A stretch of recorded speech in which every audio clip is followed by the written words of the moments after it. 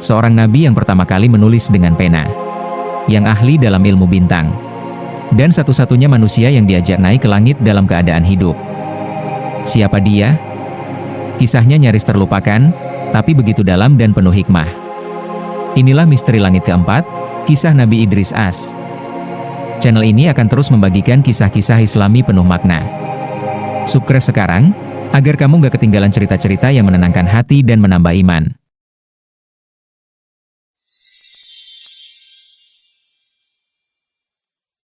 Di sebuah zaman yang telah lama berlalu, hiduplah seorang nabi yang begitu bijaksana dan tekun dalam ibadahnya.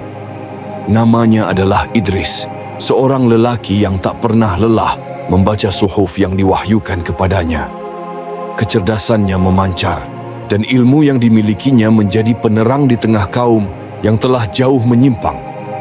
Kaum itu adalah keturunan Qabil, yang telah melupakan ajaran tauhid dan memilih untuk menyembah berhala. 5 patung yang mereka anggap sebagai dewa, yaitu Wud, Siwa, Yaghuz, Ya'uq, dan Nasr, berdiri megah di tempat-tempat peribadatan mereka. Kebobrokan semakin merajalela, hingga akhirnya Allah mengutus Idris untuk mengajak mereka kembali ke jalan yang benar. Selama 3 hari, Idris berdakwah kepada mereka, menyerukan tauhid, memperingatkan azab bagi yang ingkar, dan mengajak kepada kebajikan. Namun, kaum itu keras kepala. Mereka menolak kebenaran yang dibawa Idris dan tetap bertahan dalam kesesatan mereka. Idris bukan hanya seorang nabi, tetapi juga seorang pencipta dan pemikir yang luar biasa. Dialah manusia pertama yang menulis dengan kalam, mencatat ilmu dalam suhuf, dan memahami pergerakan bintang serta hitungan waktu. Bukan hanya itu, Idris juga menemukan cara menjahit pakaian dengan jarum, menggantikan kain sederhana yang sebelumnya hanya disampirkan di tubuh. Setiap kali jarumnya menusuk kain, bibirnya tak henti berzikir, menyebut nama Allah dalam setiap jahitannya. Jika suatu kali dia lupa bertasbih, dia akan membuka kembali jahitannya dan mengulanginya dengan penuh kesungguhan.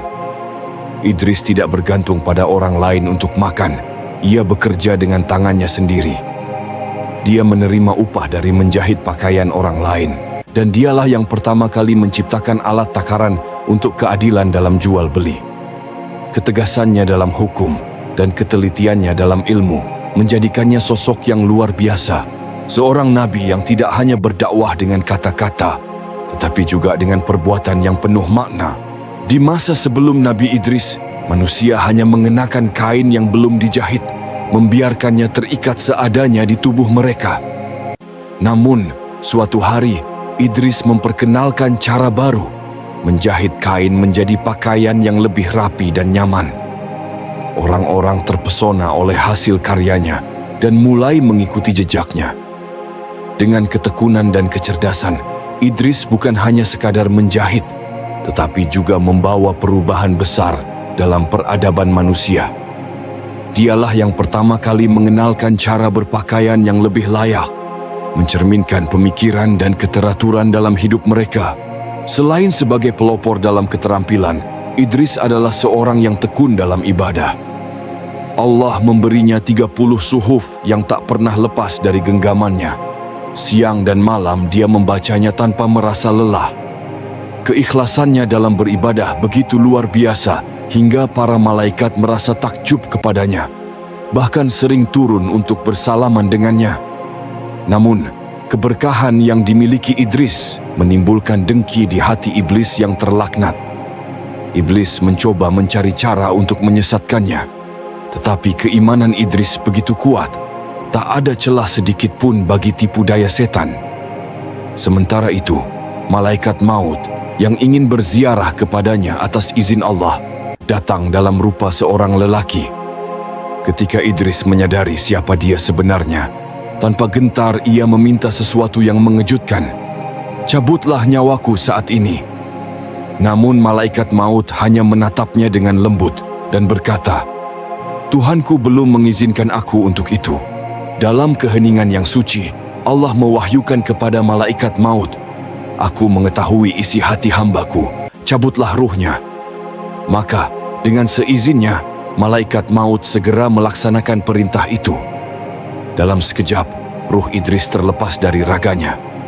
Namun, keajaiban pun terjadi. Allah yang Maha Kuasa menghidupkannya kembali pada saat itu juga. Idris membuka matanya, napasnya kembali mengalir, dan dengan tenang ia menatap malaikat maut. "Hai malaikat maut, aku masih memiliki satu permintaan lagi," ujarnya dengan penuh keteguhan. "Apa itu?" tanya malaikat maut. "Bawalah aku ke neraka Jahanam agar aku dapat melihat kengeriannya dengan mataku sendiri," pinta Idris. Allah pun mengizinkan permintaan itu. Maka dibawalah Idris dalam perjalanan mengerikan menuju neraka. Setibanya di sana, para malaikat penjaga neraka berdiri dengan ketegasan dan kekuatan yang luar biasa. Allah memerintahkan mereka untuk meletakkan Idris di pinggiran neraka agar ia dapat menyaksikan langsung kedahsyatan azab yang ada di dalamnya. Begitu matanya menangkap pemandangan di hadapannya, tubuh Idris bergetar hebat.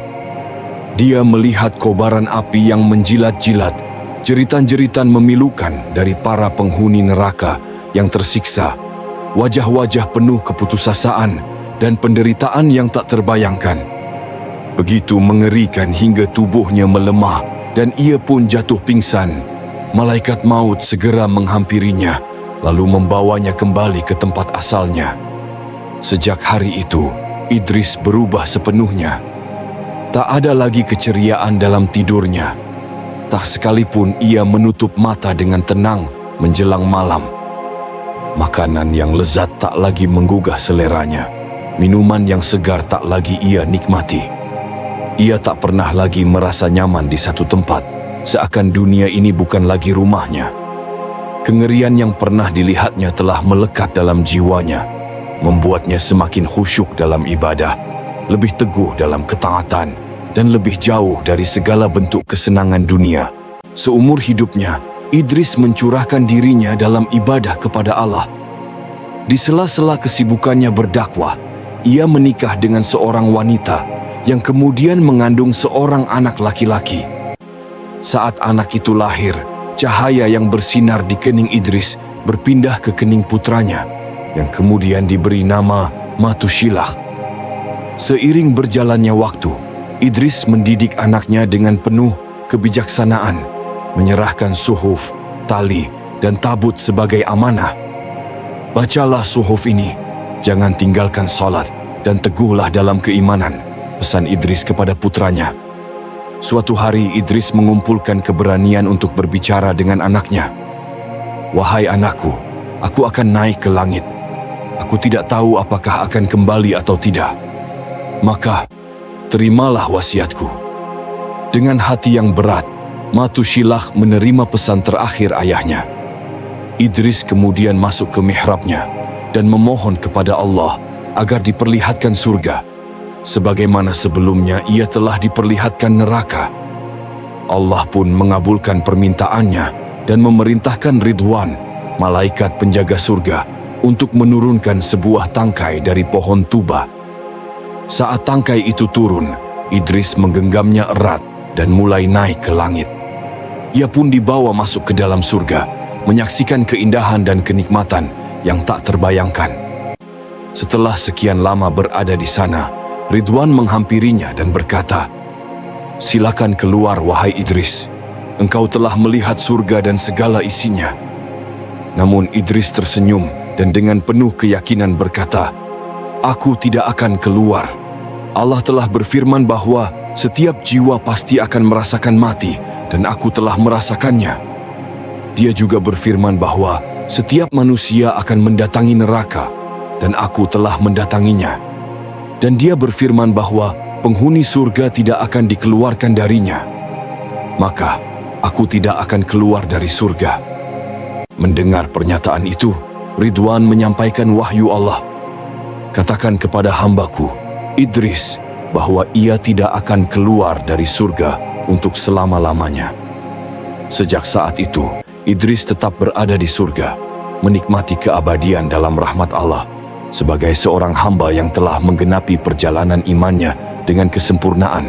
pada usia 365 tahun, Nabi Idris diangkat ke langit oleh Allah. Beberapa riwayat menyebutkan bahwa beliau hidup bersama Nabi Isa bin Maryam di langit. Terkadang, Idris menghabiskan waktunya di langit keempat, larut dalam ibadah yang tak terputus kepada Allah. Di waktu lain, ia menikmati keindahan surga, merasakan nikmat yang hanya diberikan kepada hamba-hamba pilihan. Sebagaimana firman Allah dalam Al-Quran, "Dan ceritakanlah, hai Muhammad, kepada mereka kisah Idris yang tersebut di dalam Al-Quran. Sesungguhnya dia adalah seorang yang sangat membenarkan dan seorang nabi, dan kami mengangkatnya ke martabat yang tinggi." QS Maryam B 56-57. Namun, ketika para malaikat menyadari bahwa Idris tidak akan kembali ke bumi, mereka mempertanyakan kehadirannya di langit. Mereka berkata, "Ya Tuhan kami, hamba dari anak Adam ini tidak pantas berada di tempat para malaikat yang mulia." Allah pun menegur mereka, "Jika aku berikan kepada kalian syahwat, sebagaimana yang aku berikan kepada manusia, serta aku takdirkan untuk kalian kesalahan, sebagaimana aku takdirkan kepada mereka, maka kalian pun akan melakukan dosa yang lebih besar." Mendengar teguran itu, para malaikat pun tunduk. Sebagai pelajaran bagi mereka, Allah memilih dua malaikat terbaik, Harut dan Marut, untuk turun ke bumi. Mereka diberikan syahwat seperti manusia dan diperintahkan untuk menjadi hakim yang adil di antara manusia. Maka dimulailah kisah ujian bagi kedua malaikat ini. Sebuah perjalanan yang membuktikan bahwa manusia dengan segala keterbatasannya dapat menjadi lebih kuat dari malaikat dalam menahan godaan dunia. Harut dan Marut menjalankan tugas mereka sebagai hakim dengan penuh keadilan. Setiap hari, mereka memutuskan perkara manusia dengan benar, dan setiap sore mereka kembali ke langit untuk berzikir kepada Allah. Sebulan penuh mereka menjalani kehidupan seperti ini, tanpa celah dan tanpa cacat. Namun, ujian sesungguhnya baru saja dimulai. Suatu hari, seorang wanita luar biasa cantik datang menghadap mereka. Dia bernama Zahrah, seorang wanita Persia yang telah berkeliling mencari hakim yang dapat membantunya menyelesaikan suatu perkara. Pakaiannya begitu indah, perhiasannya berkilauan, dan rambutnya terurai, memancarkan pesona yang sulit untuk dihindari. Saat dia berbicara, suaranya bagaikan alunan melodi yang menghanyutkan. Harut dan Marut, yang sebelumnya begitu teguh dalam keimanan, tiba-tiba merasakan sesuatu yang belum pernah mereka rasakan. Mereka saling memandang, menyadari bahwa hati mereka mulai diguncang oleh pesona wanita itu. Zahrah kembali pulang, namun keesokan harinya dia datang lagi. Kali ini, kedua malaikat mulai berbincang satu sama lain tentang perasaan mereka. Ketertarikan itu berubah menjadi keinginan, dan keinginan berubah menjadi cobaan yang semakin sulit dihindari. Pada hari ketiga, Zahrah datang lagi. Harut dan Marut tidak bisa lagi menyembunyikan perasaan mereka. Mereka mencoba menggoda Zahrah, berharap dia akan menerima mereka. Namun, wanita itu tetap teguh dan menolak. Dia menatap mereka dengan penuh keyakinan dan berkata, "Aku tidak akan memenuhi keinginan kalian, kecuali kalian memenuhi permintaanku. Kalian harus menyembah berhala dan meminum arak." Mendengar hal itu, Harut dan Marut terdiam. Mereka tahu bahwa itu adalah perbuatan yang terlarang, tetapi godaan di depan mereka begitu besar. Inilah awal dari ujian besar yang akan menentukan nasib kedua malaikat di bumi. Setelah melakukan dosa yang tak termaafkan, Harut dan Marut merasa ada sesuatu yang berubah dalam diri mereka. Ketika mereka mencoba kembali ke langit, sayap mereka tidak lagi menurut perintah. Mereka mengepakkan sayap sekuat tenaga, tetapi tubuh mereka tetap tertahan di bumi.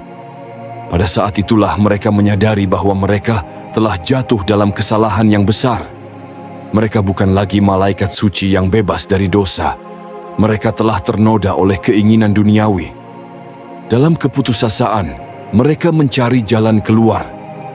Satu-satunya harapan yang tersisa adalah Nabi Idris yang dikenal sebagai hamba Allah yang paling taat dan memiliki ibadah yang luar biasa. Dengan langkah penuh penyesalan, mereka mendatangi Idris dan mengisahkan segala yang telah terjadi. "Wahai Idris," kata mereka dengan suara penuh harap, "kami tahu ibadahmu begitu agung, hingga nilainya setara dengan ibadah seluruh penduduk bumi. Tolonglah kami, mohonkan ampunan kepada Allah dan mintalah pembelaan bagi kami." Idris dengan kebijaksanaannya menerima permohonan mereka dan memohon kepada Allah.